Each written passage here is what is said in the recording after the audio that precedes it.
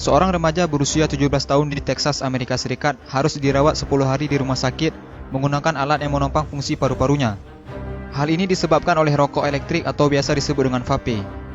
Pada awalnya, Triston terbangun dari tidurnya dan kemudian muntah-muntah pada suatu pagi di bulan lalu. Ia juga mengalami penurunan berat badan drastis yang tidak jelas penyebabnya, demam, dan kemudian kelelahan. Remaja tersebut kemudian dilarikan ke rumah sakit. Pada awalnya dokter mengira kondisinya mirip dengan pneumonia. Namun setelah melakukan CT scan, ternyata hasilnya negatif. Kondisi Triston semakin memburuk, paru-parunya gagal berfungsi secara mendadak. Remaja itu pun harus diintubasi atau dimasukkan tabung endotrakeal melalui mulut atau hidungnya untuk menghubungkan udara luar dengan kedua paru-parunya agar paru-parunya tetap bisa berfungsi dengan baik. Seluruh tim medis mencurigai bahwa vape yang diakui oleh Triston telah dikonsumsinya sejak di kelas 8 diduga menjadi biang kerok gagalnya paru-paru Triston. Kami tidak tahu secara pasti apa yang dilakukan oleh Triston, namun ada laporan literatur tentang pneumonitis, hipersensitivitas akibat vaping, kata dokter yang menangani Triston, yaitu Dr. Suzanne Whitworth, dikutip dari Daily Mail. Setelah 10 hari diintubasi, paru-paru Triston kembali pulih, walaupun ia masih harus berjuang keras untuk bernapas dengan baik. Ia bahkan harus kehilangan 13 kilo berat badannya, dan otot kakinya menjadi melemah. Triston juga bahkan harus belajar berjalan kembali. Saya benar-benar diberi kesempatan kedua oleh Tuhan. Dan segera setelah saya bangun dari koma itu, saya tahu apa yang ingin saya lakukan. Saya tidak ingin mengulangi kesalahan yang sama untuk menghisap vape, kata Triston.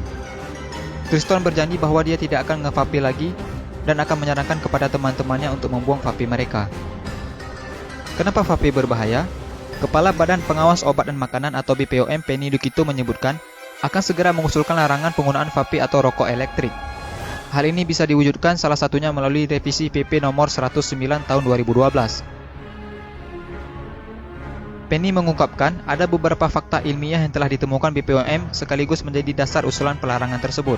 Ditemukan senyawa kimia di dalam vape mulai dari nikotin, propilen glikol, perisa, logam, karbonil, tobacco spesifik nitrosamines, hingga dietilen glikol.